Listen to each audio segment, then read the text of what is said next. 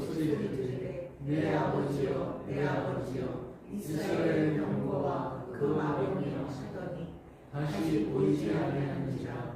이에 엘리사가 자기 옷을 걷어가 줄로 짚고 엘리야의 몸에서 떨어진 겉옷을 주워 가지고 돌아와 요단 언덕에 서서 엘리야의 몸에서 떨어진 그의 겉옷을 가지고 물을 주며 이르되 엘리야의 하나님 여호와는 어디 계시나이까 하고 그도 물을 주며 물이 이리저리 갈라지고 엘리사가 건너매라. 아멘. 아멘.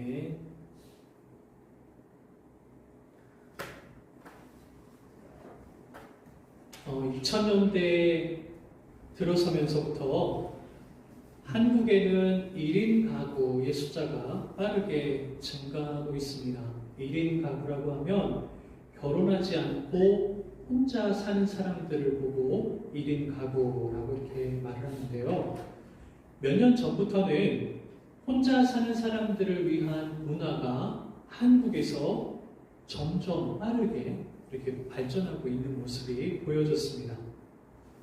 여러분, 혼밥, 혼술, 혼영, 이게 뭔 뜻인 줄 아세요? 네, 우리 아이들은 전혀 그 이해가 안 될 수도 있는데, 혼밥이 뭐죠? 혼술, 혼영, 혼자 영화 보기, 혼쇼, 쇼핑하기, 혼자 쇼핑하기, 뭐 혼자 캠핑하기, 뭐 아무튼 다 갖다 붙여요. 혼자 뭐하기, 혼자 뭐하기. 네, 이렇게 다른 사람과 어울리기보다 자신만의 생활을 즐기는 사람들을 보고 하는 말이 있습니다. 바로 나홀로족입니다. 나홀로족.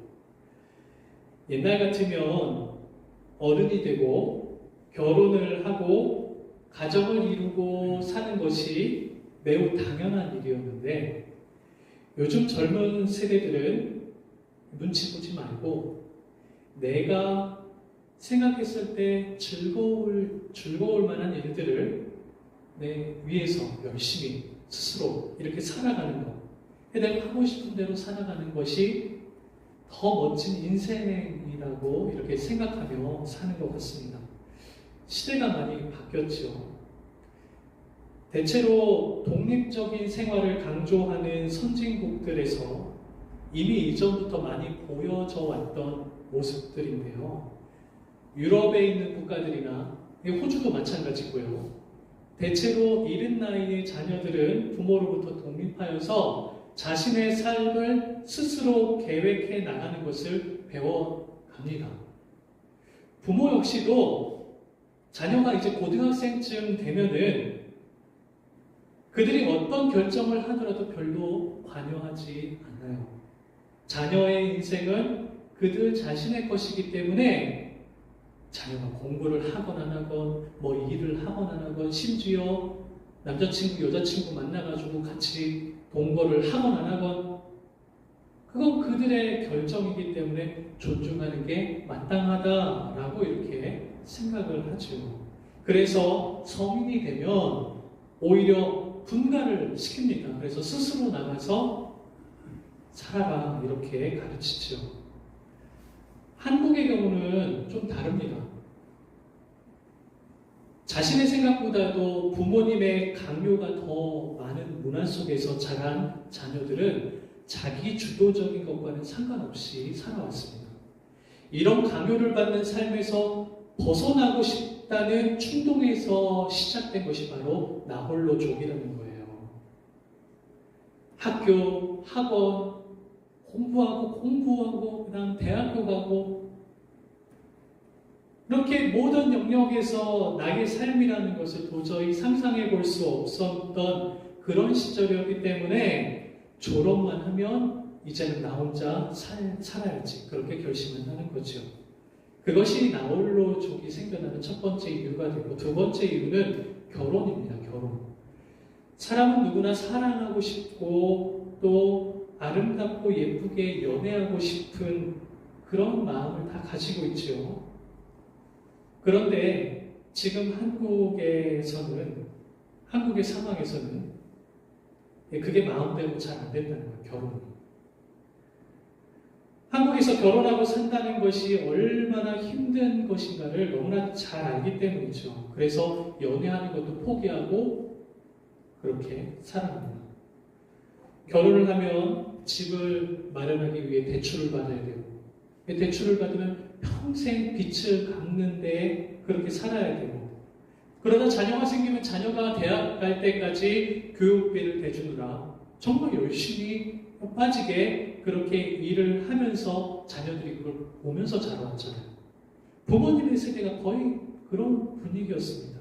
하고 싶은 거 못하고, 먹고 싶은 거 못 먹고, 다니고 싶은 여행도 잘 못 다니고. 그러니 요즘 젊은 세대가 생각했을 때 누가 그렇게 고생하면서 결혼하겠냐, 그렇게 생각을 한다는 거죠. 제가 학창시절 때보다도 요즘 젊은 세대 20, 30대가 겪었던 그 학창시절은 더 치열하고 더 억압을 받는 문화 속에서 이들이 자라지 않았나 생각을 해봅니다. 그리고 요즘에 한국 서점에 가보면 자기를 사랑하는 것이 어떠냐에 대한 에세이와 그런 글들이 너무나 많이 있습니다. 자기 사랑에 대한 책이나 TV 프로그램에도 보면 혼자 사는 연예인들이 나와가지고 정말 자기가 자유롭게 하고 싶은 대로 하는 그런 모습으로 TV를 이렇게 방영하는 그런 모습을 보면서 나홀로족이 거기에 더 영향을 받지 않았나 이렇게 생각을 하게 됩니다. 우리가 인생을 살다 보면 어느 순간이 되면 홀로 서기를 해야 될 때가 있습니다. 누가 가르쳐서라기보다는 스스로 판단해서 그렇게 된다는 거예요. 전통적으로는 결혼을 하면서 자연스럽게 부모로부터 독립을 하고 배우자와 함께 가정을 세워나가면서 부모의 도움 없이 스스로 일어서는 법을 배워나갔죠. 또한 부모님이나 아니면 배우자나 아니면 가까운 사람과 이별을 해야 될 때도 마찬가지입니다. 어떠한 모습의 죽음이든지 상관없이 사랑하는 사람과의 이별은 우리에게 커다란 상실감을 주죠. 그 고통의 시간을 이겨내고 나면 마음 한편에 그리움을 간직한 채로 내가 다시 열심히 살아가야 되겠다. 그러면서 홀로 서기를 시작합니다. 그런 의미에서 이별이라는 것은 홀로 서기의 시작이 됩니다. 혼자가 되었다는 그 막막한 현실 앞에서 아주 작은 용기를 가지고 다시 살게 되는 것. 슬픈 마음을 묻어두고 나의 남은 인생을 더 의미 있게 살아가는 것이 바로 홀로서기인 것이고 이것이 바로 우리의 인생이라는 거죠. 하지만 지금의 시대는 홀로서기보다 혼자 살기에 더 관심이 많은 것 같습니다. 학교를 졸업하면 이제 누구의 눈치도 보지 않고 다른 사람들 챙기느라 아까운 돈을 낭비하지도 않고 내가 하고 싶은 대로, 내가 가고 싶은 대로, 내가 먹고 싶은 대로 스스로 모든 문제를 해결해 나가는 것이 가장 나를 사랑하는 것이다. 그것이 인생의 행복인 시대가 되었습니다. 여러분은 어떠신가요? 홀로서기를 통해 인생에 어떤 어려움이 찾아오더라도 용기를 가지고 그거를 헤쳐나가기를 원하시나요? 아니면 혼자 살기를 통해 더 이상 마음 아프기도 싫고 누구에게 구속받기도 싫고 어떠한 문제 속에서도 별로 인벌브하기 싫어하는 그런 모습을 바라시나요? 이와 같은 우리의 내면의 갈등에 해답을 줄 수 있는 이야기가 바로 오늘 우리가 읽은 열왕기하 2장에 기록되어 있습니다. 바로 엘리야와 그의 제자 엘리사의 이별에 관한 이야기입니다. 엘리야는 우리가 지난주에 말씀에서 본 것처럼 하나님의 산 호렙에서 하나님이 회복시키시는 것을 경험했습니다. 이전까지는 자기의 기대대로 하나님을 생각해왔지만 하나님은 하나님의 뜻을 위해 이루어 가신다는 것을, 그리고 하나님의 뜻을 순종하며 사는 것이 선지자의 사명이라는 것을 그때 배웠던 것이죠. 호렙산에서 하나님은 엘리야에게 앞으로 이 이스라엘의 역사가 어떻게 될지를 예언하십니다.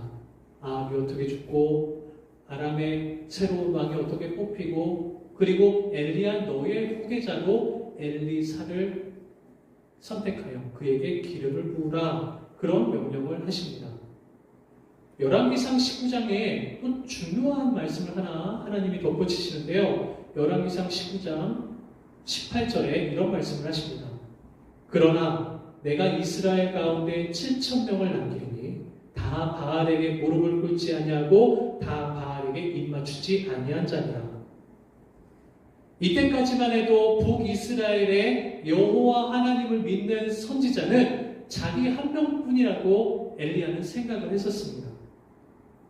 그런데 하나님의 계획은 무엇이죠? 바알에게 무릎 꿇지 않는 7,000명을 남기시겠다는 거예요.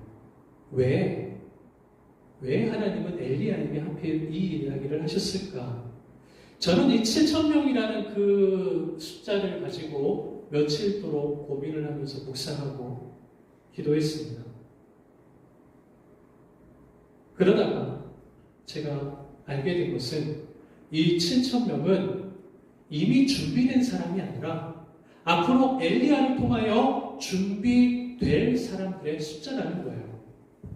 모두가 바알을 믿을 때 하나님의 신앙을 가르칠 수 있는 사람은 엘리야밖에 없었습니다.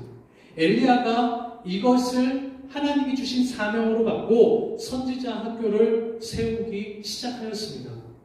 이 일을 위해 엘리사를 자기의 동역자로 세우고 엘리사와 더불어 베델과 여리고에 선지자 학교를 세워나가며 하나님이 예비하신 7,000명을 준비시키는 사역을 시작했다는 것이죠.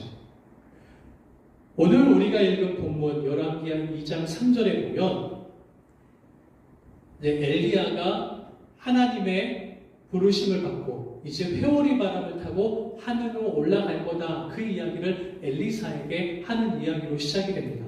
그러면서 엘리야가 엘리사를 데리고 이제 몇 군데를 이렇게 다녀요. 길갈에서부터 출발해서 베델에 가고 베델에서 여리고로 가고 여리고에서 요단강으로 가고 근데 이 여정에서 살펴보면 3절에 보니까 엘리야와 엘리사가 베델에 도착했을 때 그곳에 이미 선지자의 제자들이 있었어요. 선지자의 제자들이 이 엘리야를 맞이합니다. 그리고 오전에 여리고에 도착해서도 보니까 그곳에서도 이미 지내고 있던 선지자의 제자들 50명을 만나게 됩니다. 이 말씀으로 보아 엘리야와 엘리사는 이 베델과 여리고에서 선지자를 가르치는 사역을 해왔던 것이죠. 아마도 엘리야는 떠나기 전에 자기가 남겨놓은 이 사역이 이제 어떻게 될지 그리고 엘리사에게 이 사역을 너가 맡아라 라고 하면서 그 마지막에 사역의 자리를 돌아보다가 이제 떠나지 않나 이렇게 생각을 해보게 됩니다. 베델과 여리고라는 이 두 장소는요, 북이스라엘 남북이 이렇게 갈라졌을 때 이 남과 북의 가운데 이제 경계에 해당하는 북이스라엘의 중심에서는 이 끝자락에 있는 영토가 바로 베델과 여리고라는 지역이었어요. 근데 베델과 여리고는 역사적으로, 이스라엘의 역사적으로 매우 중요한 도시입니다. 베델은 원래 야곱이 하나님을 만난 것을 기념하기 위하여 세운 도시였죠. 그런데 북이스라엘이 타락한 이후에 오히려 우상 숭배를 하는 본거지로 바뀌게 됩니다. 여리고는 하나님의 기적이 일어난 장소입니다. 하나님의 기적으로 여리고성이 전투 한 번 안 하고 7번 성을 돌았을 때 성이 와르르 무너지는 기적이 나타난 현장이었죠. 그때 여호수아를 통하여 이 성을 다시 짓는 자는 저주를 받을 것이다 라고 그렇게 명령한 땅이 바로 여리고 성이었는데 아합 왕은요 군사적인 목적으로 여리고 성 다시 재건을 합니다. 이곳에 하나님의 명령을 어기고 다시 건축을 하게 되는데 엘리야는 이 두 지역에 선지자 학교를 세우게 되었다는 거예요. 여기에는 두 가지 이유가 있었다고 생각을 합니다. 첫 번째는 등잔 밑이 어둡다라는 그런 속담처럼 아합 왕이 설마 그런 곳에 엘리야가 숨어 있겠어라고 하는 그 허점을 노렸다는 거죠. 두 번째 이유는 영적 회복의 의미가 있습니다. 타락하고 저주받은 땅이 하나님의 말씀으로 회복되어지는 것을 상징하는 뜻으로 이곳에 선지자 학교를 세웠던 것이죠. 엘리야는 이곳에 학교를 세우고 선지자 후보생들을 모아서 가르치면서 이들을 통하여 이제 이스라엘 곳곳으로 뻗어나가 하나님이 예비하신 7,000명을 준비시키는 그 사역을 이 두 선지 학교에서 시작했을지도 모릅니다.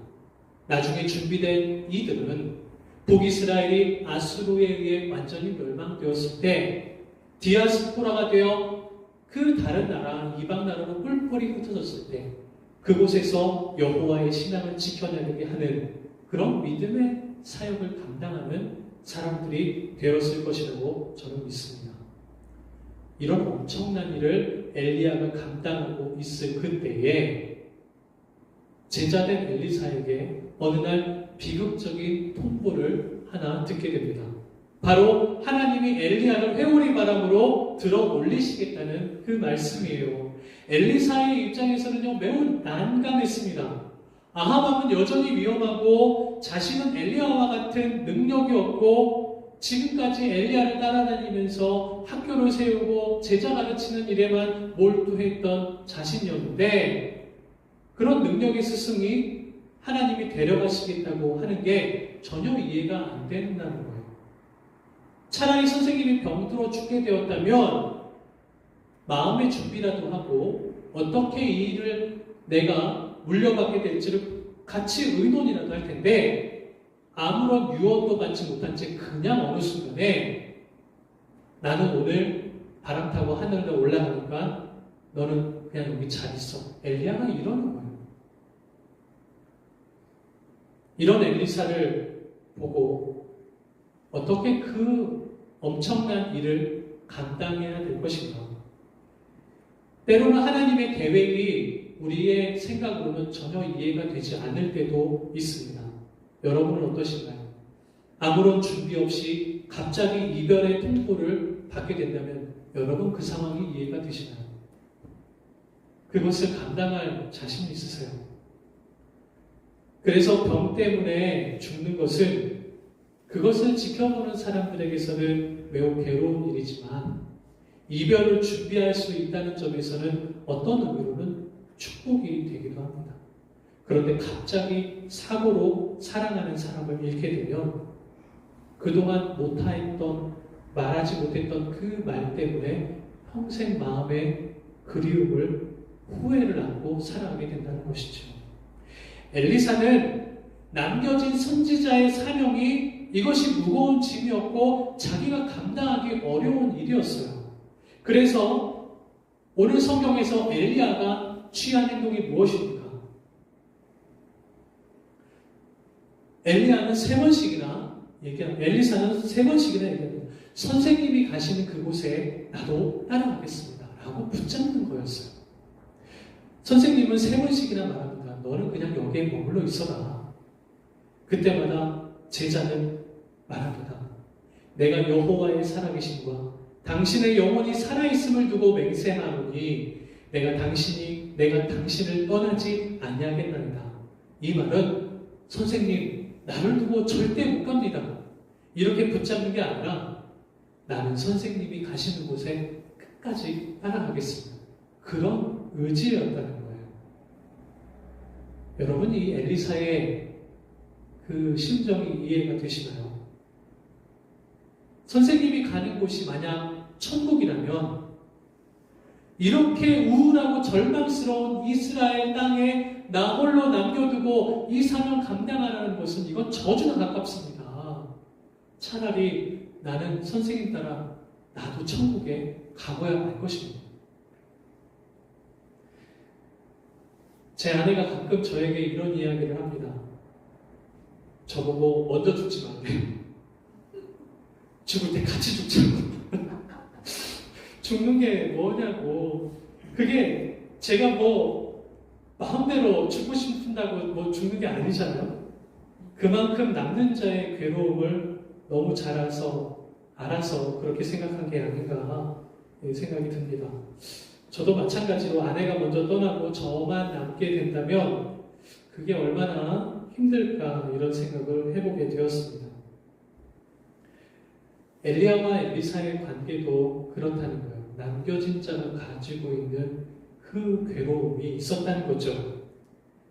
이제 마지막으로 엘리야가 엘리사에게 요단강을 건넌 후에 말합니다. 엘리야가 엘리사야, 너가 무엇을 원하느냐? 그렇게 물어봤을 때 엘리사가 대답하지요. 당신의 성령이 하시는 역사가 갑절이나 내게 있게 하여 주소서. 이건 엘리야의 진짜 마음이었어요. 정말 엘리야가 간절히 바라는 것이었어요. 이거는 갑절의 능력을 달라고 하는 것은 내가 이 능력을 행함으로 내가 유명해지길 원했다는 게 아니에요.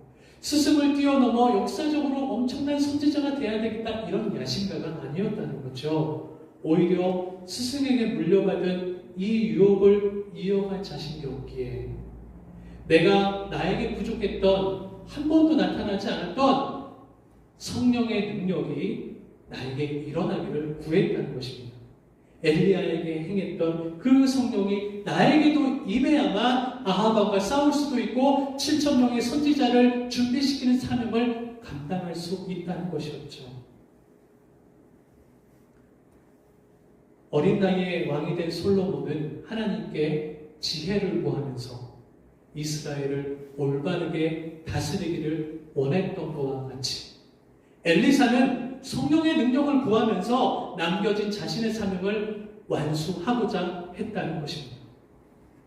오늘 이 성경 엘리야와 엘리사의 이별의 장면 속에서 느껴지는 그 애절함이 여러분 느껴지시나요? 제가 너무 성경을 감상적으로 이렇게 해서 그런지 모르지만 저는 엘리사가 마지막에 엘리야를 향하여 부르짖는 소리를 보았습니다. 내 아버지여, 내 아버지여, 이스라엘의 말과 병거여 하면서 엘리야를 향하는 그 부르짖는 심정, 항상 엘리야를 아버지처럼 존경하는 사랑의 눈으로 이 본문을 해석해 보니까 엘리사가 겪었던 이별의 과정이 남겨진 자의 애절함으로 보기에 충분했다는 것이죠. 이것이 바로 엘리사가 감당해야 할 홀로서기였습니다. 마지막으로 엘리사가 어떻게 홀로서기를 할 수 있었는지 그리고 그것의 의미가 무엇인지를 살펴보고 오늘 말씀을 마치겠습니다. 엘리야가 하늘로 올라갈 때 엘리야의 그 겉옷이 땅으로 떨어졌습니다.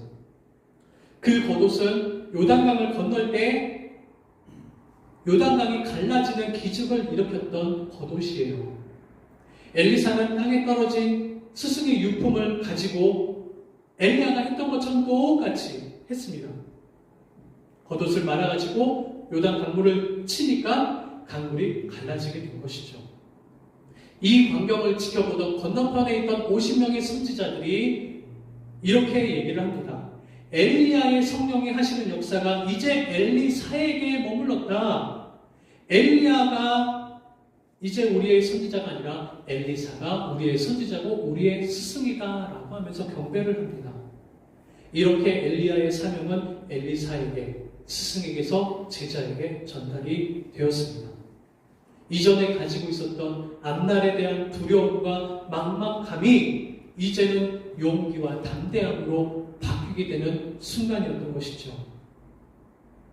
엘리사의 이런 기적을 통하여 홀로서기가 끝이 났습니다.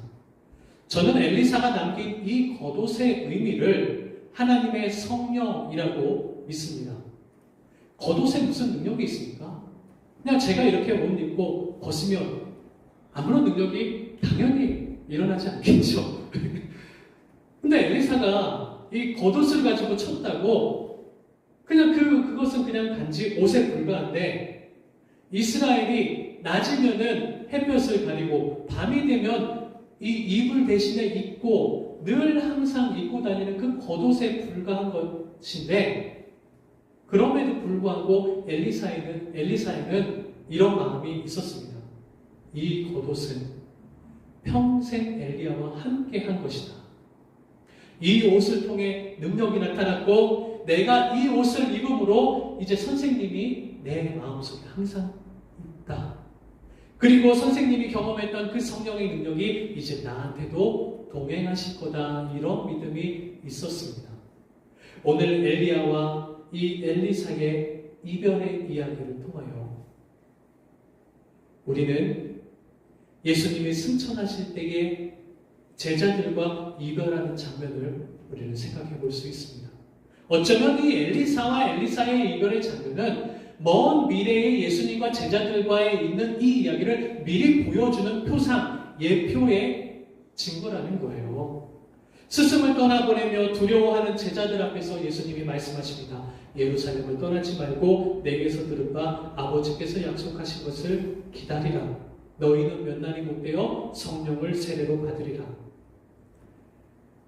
오순절이 되었을 때 하늘에서 불과 같이 성령이 임했다고 하였습니다. 이것이 마치 하늘에서 떨어진 엘리야의 겉옷을 연상하기도 합니다. 이어서 예수님이 말씀하시죠. 오직 성령이 너희에게 임하시면 너희가 권능을 받아 예루살렘과 온 유대와 사마리아와 땅끝까지 이르러 내 증인이 되리라. 제자들은 예수님이 말씀하신 대로 성령을 기다렸고 오순절에 성령을 체험하였습니다. 그리고 이들을 시작으로 교회가 생겨나고 전 세계에 교회가 세워지는 놀라운 역사가 이루어졌던 것이죠. 이것은 마치 바알에게 무릎 꿇지 않은 7,000명을 엘리야를 시작으로 그들을 준비시키셔서 마침내 그 모든 멸망 속에서도 하나님을 찾는 선지자를 준비시키신 것과 마찬가지라는 것이죠. 할렐루야. 오늘 이 엘리사가 받은 엘리야의 겉옷과 같이 우리와 평생 동행하시기로 약속하신 성령이 저와 여러분에게 충만하게 되기를 간절히 소원합니다. 오늘 말씀의 결론을 맺겠습니다. 이별의 과정에서 무엇을 남기느냐에 따라 홀로 서기가 되기도 하고 혼자 살기가 되기도 합니다. 이별의 과정에서 죄가 남고 악이 남으면 평생 고통에 시달리면서 혼자 살기로 살아가게 됩니다. 그러나 사랑이 남고 선한 영향력이 남는다면 언젠가 다시 만날 때에 그 기쁨으로 만나게 될 것을 마음에 소망하며 살게 된다는 것이죠. 여러분은 사랑하는 사람과 이별을 할 때 무엇을 남기기 원하시나요? 돈이요? 부자가 되는 거요? 건강하게 사는 거요? 우리에게 정말 필요한 것은 하나님의 성령으로 살아가는 것을 남겨야 될 줄 믿습니다. 예수님과 함께하는 삶을 유업으로 남기는 거예요. 여러분이 이제 자녀들과 분가를 해야 되는 그때에 여러분은 자녀들에게 성령의 능력으로 살아가는 방법을 유업으로 남기는 것입니다. 여러분이 이곳에서 혹시 다른 곳으로 이사를 하게 되는 상황이 된다 할지라도 여러분에게 남았던 그 자리에게는 예수님의 사랑의 흔적이 남게 되는 것이죠. 천국에 올라가는 그 상황 속에서도 평생 믿음의 삶을 살아왔던 이 삶을 남은 자들에게 유업으로 전해준 것. 이것이 바로 그리스도인의 삶